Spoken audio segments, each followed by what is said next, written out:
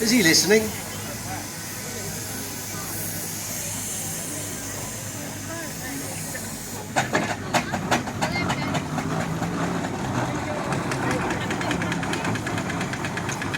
There we go, in it comes. Well, as I mentioned during Man and Machine, this is an original Isle of Wight engine, built by Marshalls. It's a 6 horsepower engine, but it was registered new to Barnsley Farm, to the Faithful Brothers, farmers on the outskirts of Ryde in 1909. And one of the things they did when they ordered it from Marshalls, they said, actually, we need a shorter boiler barrel. We need it to be a bit of a shorter engine. So Marshalls actually fitted a shorter boiler to it and actually liked the variation in design, in that they made 6 more of them, and they were called the Faithful design of Marshall 6 horsepower engines. It was originally used on the farm, and what would you use a vehicle like that for on a farm? Because it's not like a modern tractor.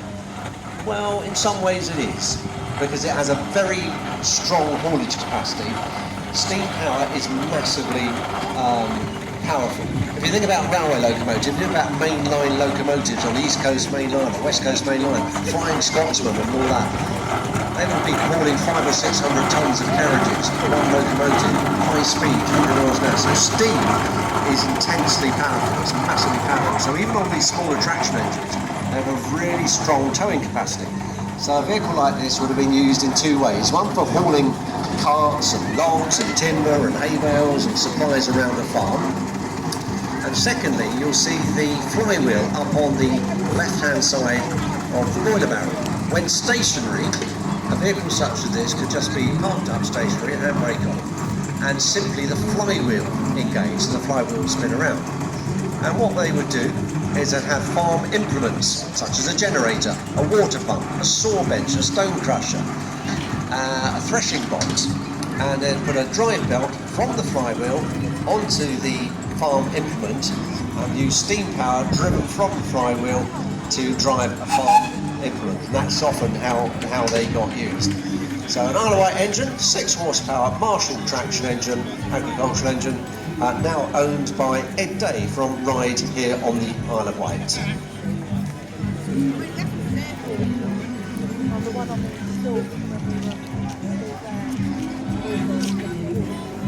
So Faithful, the first engine, dates from 1909. We go on 5 years to 1914. So 110 years onto this massive black engine, just coming into the far corner of the arena. Hope he's not getting stuck on the mud.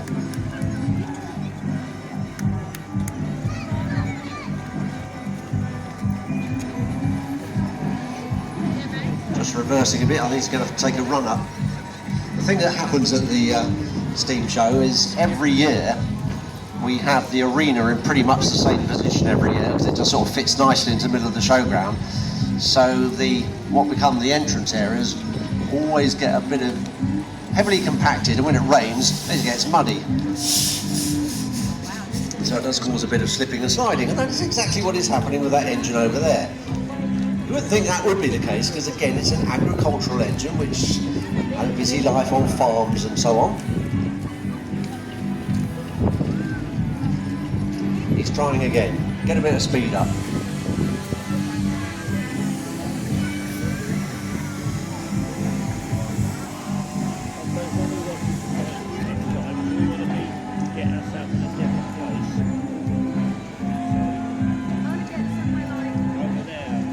If we can't get him into the arena, we'll be doing a demonstration of towing of the arena, which has been gently sat next to the traditional fairground. It's called a Showmans engine, and that one's going to come round to the top corner of the arena in a moment or two.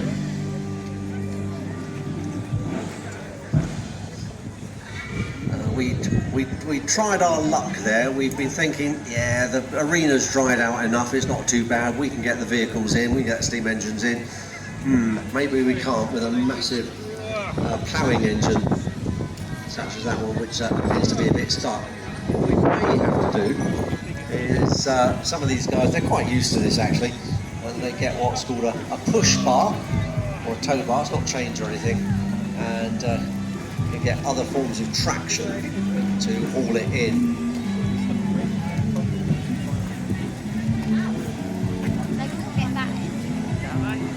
Because the ploughing engine has basically blocked the entrance. Thanks, that's really kind of you.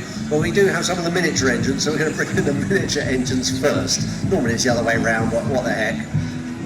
So I think hopefully Tim is going to come round with his Showman's engine in a minute, but let's get some of the miniatures in. So at the very least we can show you some of these vehicles, because the miniature engines, as I mentioned a few minutes ago on Man and Machine, are scaled down models of the full-size engines.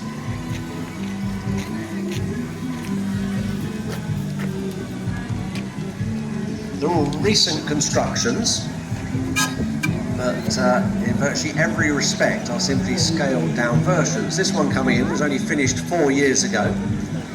It's a 4-inch single crank compound engine based on a Burrell traction engine,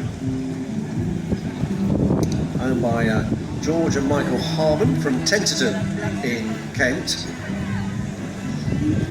Made from a kit of parts and completed just 4 years ago. As I say, everything's scaled down from the original full-size engine using original drawings. Same principle. The driver uses the left hand on the steering and plenty of chuff on the regulator. So there goes Sarah Taggart at the controls, George Harmon just walking alongside. He's one of the co-owners.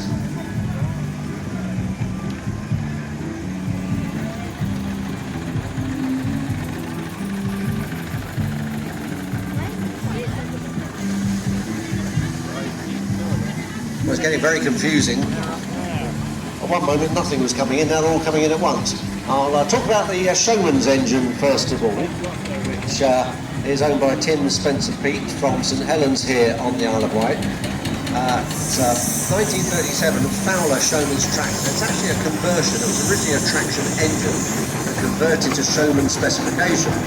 So what does Showmans specification mean? Well, the fairground behind me is a traditional fairground, and where these days when the fair comes to town there's large lorries and diesel powered haulage units hauling around. Well, when steam reigned supreme, it was traction engines that carried the fair or the circus from town to town, and when the fair came to town it was quite a thing, you know, parking up on village greens and town centres and so on, and all of the rides and lorries would be pulled by traction engines such as this. So being Showman, fairground, all made to look really resplendent and lots of shiny brass and whatnot, beautifully painted. And the thing about these is not only did they haul the rides from town to town and village to village, but when stationary, you can see that up on the front of the boiler barrel there's a cylinder up there, that's an electrical generator. Similar principle to Faithful, the agricultural engine. A drive belt would be placed from the flywheel onto the generator, and it would generate sufficient electricity not just to light up the lights around the canopy of that engine, but enough power to drive a set of gallopers like the one we have with us at Havenstreet in the traditional fairground. So the generator on the front of that engine was powerful enough, steam driven, to power a set of gallopers or other fairground rides, and that's how those vehicles were used. And that's a 1937 Fowler Showman's tractor owned by Tim Spencer Peake from St Helens here on the island. And the one which zipped in as well and didn't risk making a circuit but came straight in is another lovely little miniature. It was finished 8 years ago, made by Andy Atwell, now owned by Tom Vincent from Bembridge here on the island. It's a Burrell gold medal tractor converted with roller wheels, and it was made in Farnborough and based on a full-size convertible gold medal tractor shown today in roller form. And they're owned by Tom Vincent from Bembridge. In comes our next one. He had a bit of run up. Come on, keep going, keep the regulator open, don't really slip on that mud.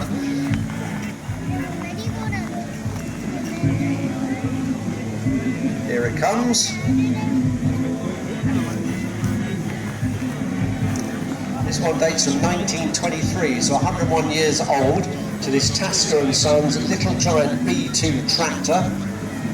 I've used the term tractor several times already today. I certainly was using it when we had the tractors in the arena. But what is a tractor? A tractor is simply something that provides tractive effort. And while we all think about tractors as being what we see on farms, actually the lorry unit, or the front unit of an articulated lorry, container traffic on the motorways around Britain, the front bit is the tractor unit. So tractive simply means the bit which provides the tractive effort. And so this is known as a steam tractor. It was built in 1923 and was originally used by a contracting company. Lots of firms, same as they do today, lots of firms hire out mechanical diggers and dumper trucks and lorries. Well, that sort of thing has happened for decades, and certainly that was the case in the steam era. Large firms owned a number of these vehicles and hired them out to farmers, councils, industry, manufacturing, and so on. And that was the case with this one. 1923, Tasker & Sons Little Giant B2 tractor, owned by Pete and Jill Taylor from Bathingbourne here on the island.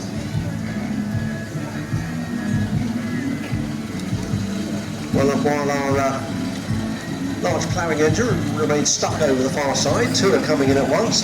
We've got a steamroller that has braved it today. Come on, keep going, don't get stuck in that mud. Oh, he's got stuck in the mud. Ah, well done. I think we're going to have every entrance blocked before long.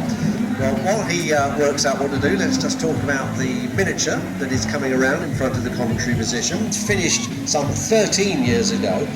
Again, a scaled down model of a Burrell road locomotive. This gives a good demonstration of the power of steam.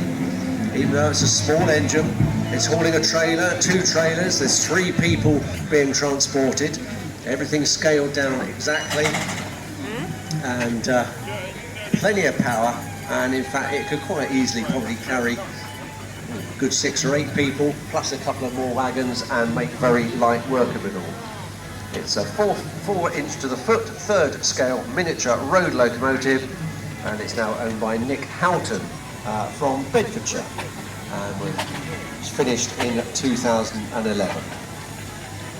Pete Taylor has managed to get unstuck in the mud and is reversing a little.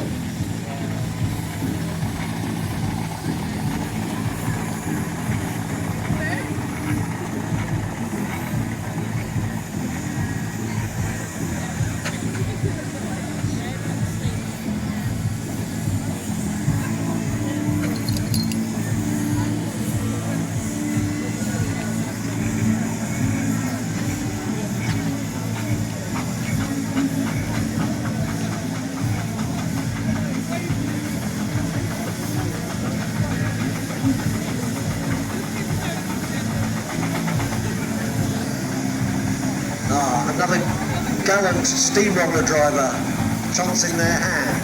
Oh, he's managed to make it. Well done.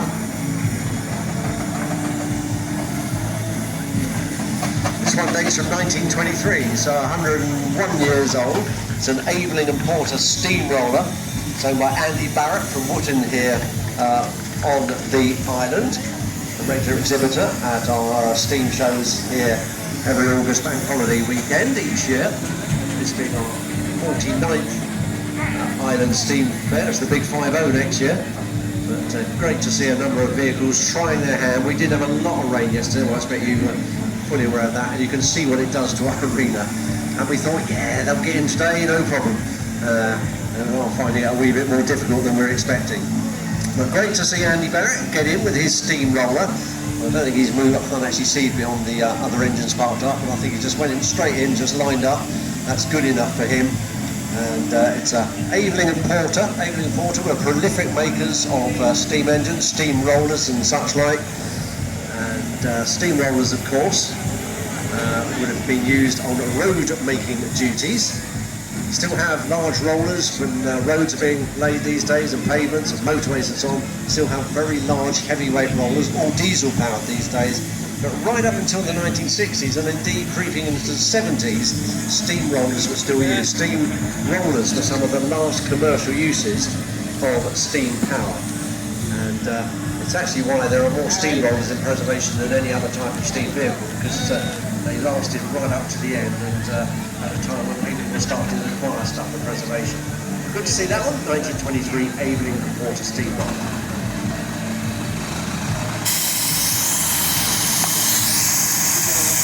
The 10-ton roller. 10-ton roller. Oh, he's managed to get up. Well done, sir. That's a 10-ton steam roller, and it was originally owned by Shanklin Urban District Council here on the Isle of Wight. Built in 1926. Also in the ownership of Peter Jill Taylor from Bathing here on the island.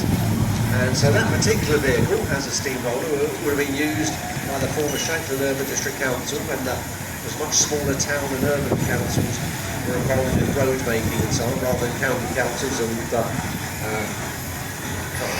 companies like National Highways and so on. But individual councils own a lot of rollers and were involved in road making, so a lot of the roads, original roads in and around Shanklin, have been rolled out using that steam roller. 1927, Wallis and Steevens 10-ton roller. Another steam vehicle which has managed to get in, we go back to the First World War. 1916, Burrell gold medal tractor. So again, a tractor unit would have been used for farm work and in industrial settings, for military purposes, on dockyards at the heads of mines, and also often by the military. Some of you may have seen some war films of First World War era. Notice that machinery was very different. A lot of horses were used, but so were a lot of traction engines, steam engines, such as the gold medal tractor, which managed to get in and just parked just on the lower side of the lineup. That was owned by Steve Paxton from Upper Beeding in West Sussex.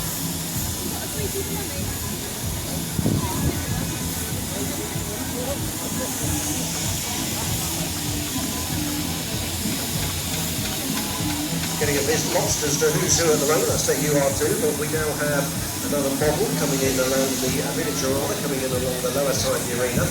This one's owned and was built by John Kidley in Gloucestershire. He built the engine himself in his home workshop from drawings, so this one was not from a kit of parts. He made every bit of this in his own workshop. So mechanical steam engineer is John. He made the whole thing himself, finished it in 2017. And it's a half-size scale model of a Burrell agricultural tractor. So once again, we've got 4 people up there and a trailer behind, and plenty of steam power.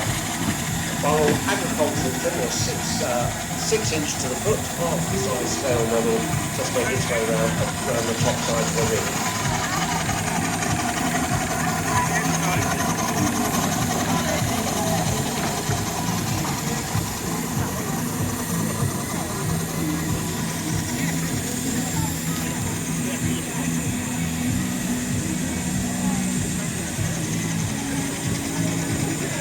A smaller miniature engine coming into the arena, so I'm told. I'm just about to see him.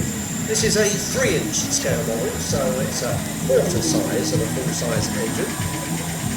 Finished 23 years ago in 2001, based on an Aveling and Porter design. It's coming in, nice to see him really. Oh, there he is in the middle of the arena. The tiddler there, he is quite small, but again, everything's scaled down from full-size drawings. By Chris Smith from Havenstreet here on the island. 3-inch scale model of an Aveling and Porter steam tractor.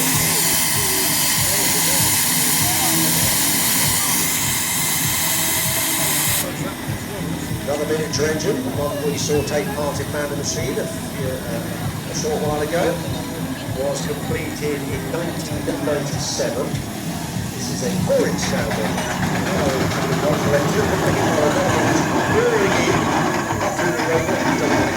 Really, so straight into the lineup. I'll tell you about him in a moment. Let's just finish off with Paul Beale from East Sussex and his miniature Burrell 4-inch scale model. It was completed in 1997. Paul's owned it since only earlier this year. There it is, again with a full power of steam as it goes round to the top side of the arena.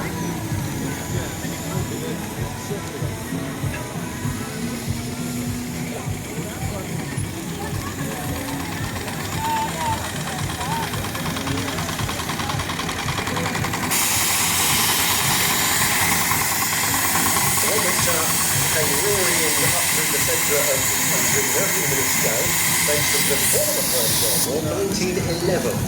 And Garrett, another prolific maker of steam traction engines, and made steam locomotives. Garrett locomotives on the railway lines were in huge use in Africa, Southern Africa, and South Africa. In fact, there are still some Garrett railway locomotives in operation in South Africa. In fact, if you ever visit the Festiniog on the Welsh Island Railway, up in the top left-hand corner of Wales, they've got some Garrett railway locomotives up there as well. But it's 1911, Garrett Superheated traction engine, designed by Jason Marsh from Bristol. The supply to Burrell and Ross on the way, and just for agricultural and sawing and timber work in the early part of the last century. Well, they finally managed to move it. Here it is, the big black beastie. Well done for getting into the arena. Congratulations. It's 110 years old. So that's 1914. It's a Fowler A8 Ploughing engine. Now, I don't think it's going to move any further, right? I think you're going to stay there, aren't you? Stay there? Yeah, probably so. In a moment, we'll invite you to come into the arena to get up close and personal with the engines. But when you look at this one, have a look underneath the boiler barrel, because it has a horizontal drum with a wire hawser in it. And I've described it as a ploughing engine. How does it plough? Two of them would work together, and there was always a pair of ploughing engines. And they were always these big engines like this, high self-capacity, because they would be dispatched to fields, across the farm out the a long way away from the central farm out in the fields. And the way it worked was one engine would be at one end of the field, the other engine at the other end of the field, the steel hawser would be laid out across the field, and a plough would be attached to the steel hawser. And when they were ready to go, they'd whistle up to each other, and one engine would set the engine running, not moving, just remaining stationary, and wind in the hawser, bringing the plough through the soil to create the furrows. It was the next generation on from horse ploughing. And so one set of furrows had been ploughed, the engine would move on a few feet and go back the other way. So back and forth across the field to the fields of plough. And that was a massive innovation and advancement in farming techniques in the early part of the last century. So terrific to have a vehicle like that with us today, 1940 Fowler A8 ploughing engine, owned by Bob Watts from Mayfield in Sussex. Well, I'm assuming, let's take anything else is gonna, yeah, we're done. So thank you to those engines that have braved it to come in. That was quite a show of strength getting some of those in. Well, there's one or two which haven't risen to the challenge, but I think we got most of them in today, which is terrific. And first of all, I think they ought to sound very pleased with themselves. And when engines sound pleased with themselves, they make a noise. So come on, engines, let's have a whistle up from each of you, please.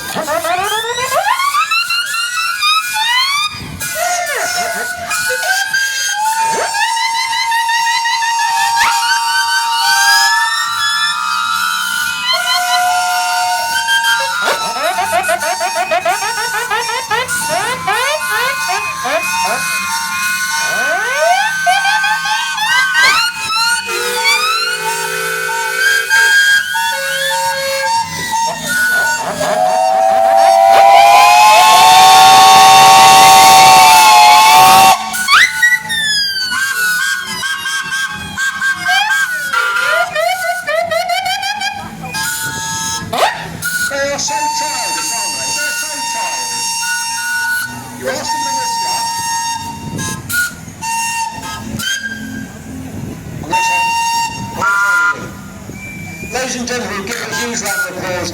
They did do extremely well to get into this arena. It is pretty soft underfoot. You saw some of them get stuck, and these are fine old vintage machines. But what is great about this is operational heritage. There's nothing static. They are all highly usable, and they are all fully operational vintage machines. Now, it's your chance to come and get up close and personal to them. You are now welcome to come into the arena. They will remain stationary for the next 15 or 20 minutes or so. But please enter the arena by one of the gateways. Rally marshals, can you open up the corner gateways, please, and the barriers on the lower side of the arena, please, so that, ladies and gents, you can come into the arena. This is a great opportunity. Fight your way as you come in, because there are still some muddy areas, as you've seen, but it's not too bad in the arena. It is worth coming in because when you get up close and personal, you can feel the heat. But because